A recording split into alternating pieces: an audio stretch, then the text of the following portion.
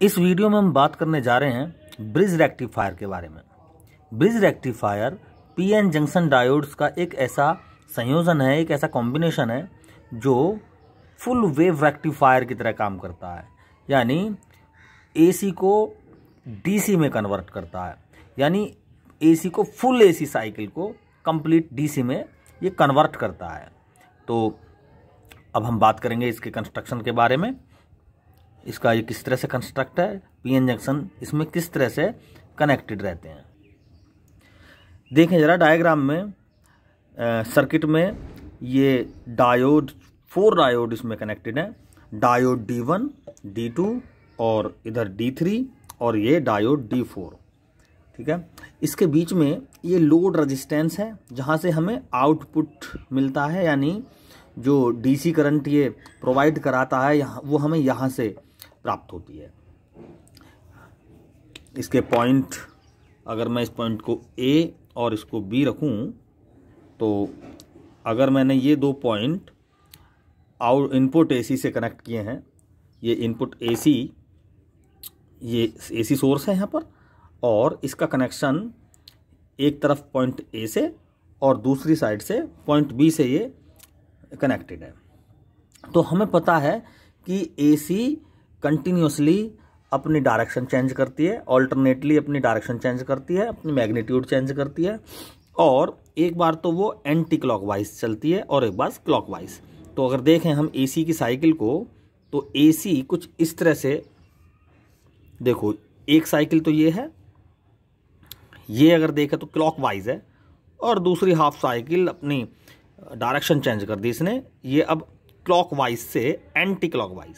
यानी कहने का मतलब यह है, सर्किट में या तो इलेक्ट्रिक करंट इस तरह से फ्लो होगा एक साइकिल में, तो ठीक है, ये क्लॉकवाइज साइकिल और दूसरी एंटी क्लॉकवाइज साइकिल। तो अगर इसका मतलब ये हुआ कि जो AC सोर्स है वो कंटिन्यूस अपनी पोलरिटी चेंज करता है, जिस समय वो क्लॉकवाइज इस तरह से घूमता है, इसका मतलब वो पॉजिटिव साइड ये है और नेगेटिव साइड ये है। दूसरी हाफ साइकिल में उसकी जो डायरेक्शन होगी करंट की, वो एंटी क्लॉकवाइज को इस तरह से होगी सर्किट में, ठीक है, ऐसे। तो इस कंडीशन में चूंकि यहां से स्टार्ट हुई तो ये पॉजिटिव हो गया, और एंट्री कहां करी करंट ने, यहां पर, ये नेगेटिव पोल हो गया।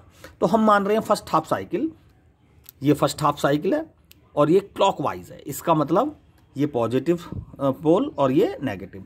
तो जो करंट है वो फर्स्ट हाफ साइकिल में कुछ इस तरह से चलेगा, ऐसे, और यहां से अब इसके 2 रास्ते हो गए, या तो क्लॉकवाइज मोशन में, क्लॉकवाइज कंडीशन में करंट इस तरह से इस रास्ते को फॉलो कराएगा और ये होता हुआ नेगेटिव में चला जाएगा, या दूसरा रास्ता, एक रास्ता तो ये हो गया इसका पॉइंट A से इस साइड को, और दूसरा D2 डायोड की तरफ को।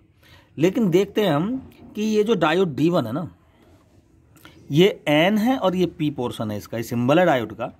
तो जब करंट यहाँ से इस रास्ते को आएगा तो ये N पोर्शन है, यानी ये डायोड D1 इस सिग्नल के लिए रिवर्स बायस की तरह काम करेगा, तो इस पाथ को करंट नहीं चलेगा। ठीक है, करंट किस रास्ते को फॉलो करेगा, डायोड D2 के को, क्योंकि डायोड D2 का P पॉइंट यहाँ पर है, सिग्नल यहाँ पे आएगा, और चूंकि ये पॉजिटिव है और ये P से कनेक्ट है, फॉरवर्ड बायसिंग में हो गया, तो ये फर्स्ट हाफ साइकिल का जो सिग्नल है इस रास्ते को फॉलो ना करके इस रास्ते को फॉलो करेगा, ऐसे।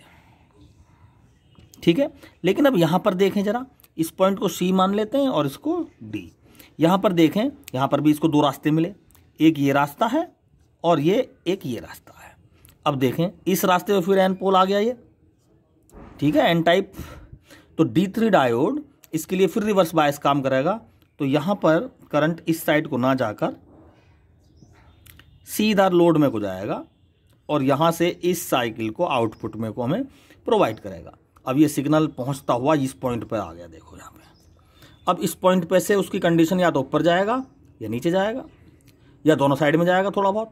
लेकिन यहां पे देखें जरा, ये करंट इस साइड को नहीं जाएगा, क्योंकि इस साइड पे पॉइंट A है और ये पॉजिटिव से कनेक्टेड है, यानी हायर पोटेंशियल की कंडीशन है यहाँ पर।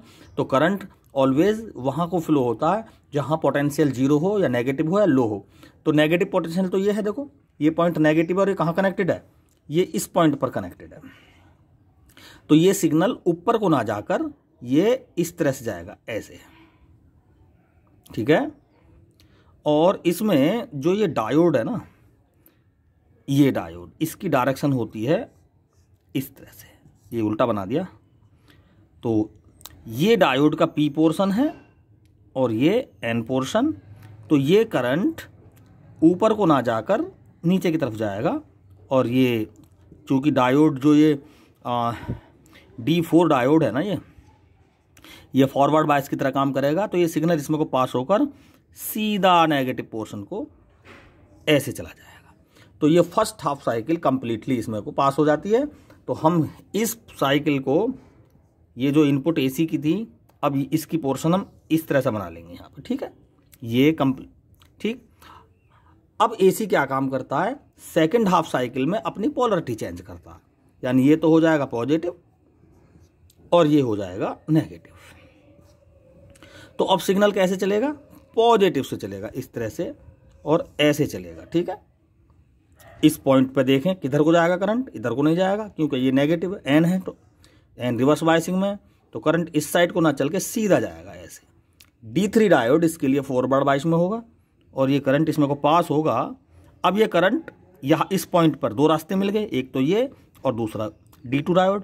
अब D2 डायोड इसके लिए रिवर्स बायस में है, तो ये सिग्नल ऊपर को ना जाकर ये यहीं से मुड़ जाएगा ऐसे, क्लियर। और इस तरह से जाएगा। और यहाँ पर इस पॉइंट को फिर दो रास्ते मिले, एक तो ये और दूसरा ये।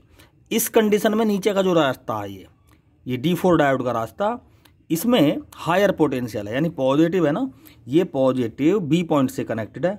तो ये सिग्नल हायर पोटेंशियल की तरफ को ना जाकर A की तरफ को फ्लो होगा। ये करंट कहाँ को फ्लो होगा, A की तरफ को, क्योंकि A कहाँ पर है इस समय, A है नेगेटिव पोर्शन पर। इस सिग्नल में A कहाँ है, नेगेटिव से कनेक्ट।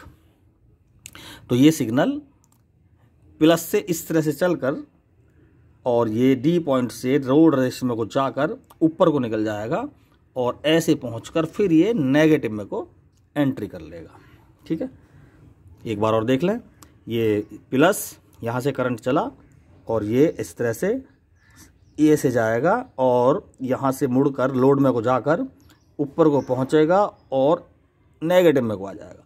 यानी करंट उस रास्ते को चूज कर रहा है जहाँ पर पोटेंशियल लो है। तो देखें जरा, अब जो ये सेकंड हाफ साइकिल थी जिसमें करंट एंटी क्लॉकवाइज था, ठीक है, AC में तो एंटी क्लॉकवाइज है, लेकिन जब ये लोड रेजिस्टेंस में को इसकी डायरेक्शन देख लेते हैं। देखो, जो फर्स्ट हाफ थी उसकी डायरेक्शन भी ये थी, D से C की तरफ ये। और जो सेकंड हाफ साइकिल थी एंटी क्लॉक बोला जिसके हमने, उसका भी सिग्नल लोड रेजिस्टेंस में को डायरेक्शन D से C की ही तरफ है ये। तो दोनों साइकिल्स की डायरेक्शन लोड रेजिस्टेंस में को सेम है। तो डायरेक्शन सेम होने की वजह से हम इसको बोलेंगे डायरेक्ट करंट।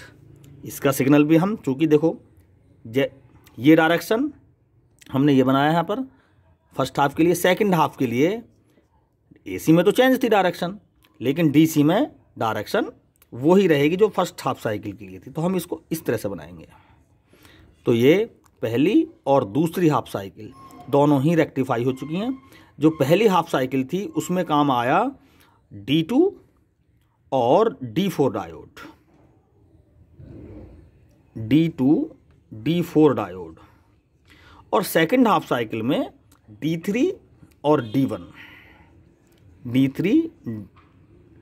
D1 और D3 डायोड, ठीक है। देखे जरा, ये एक साइकिल है ना, यहां से यहां तक जितने टाइम में ये एक साइकिल कंप्लीट करती है उतनी देर में DC ने अपने दो कंप्लीट कर लिए। तो इसका मतलब ये हुआ फुल वेव रेक्टिफायर में जो फ्रिक्वेंसी होती है आउटपुट की वो AC की डबल होती है। अगर ये AC 50 हर्ट्स है तो इसकी फ्रिक्वेंसी जो होगी वो 100 हर्ट्स होती है। इसमें हमने हाफ वेव और फुल वेव रेक्टिफायर की प्रॉपर्टीज़ के लिए एक वीडियो बना रखी है जिसमें हमने सारी प्रॉपर्टीज़ ये एक्सप्लेन की हैं। हम आशा करते हैं कि इसमें इसकी वर्किंग आपको आसानी से अच्छे से समझ में आ गई होगी। Thank you.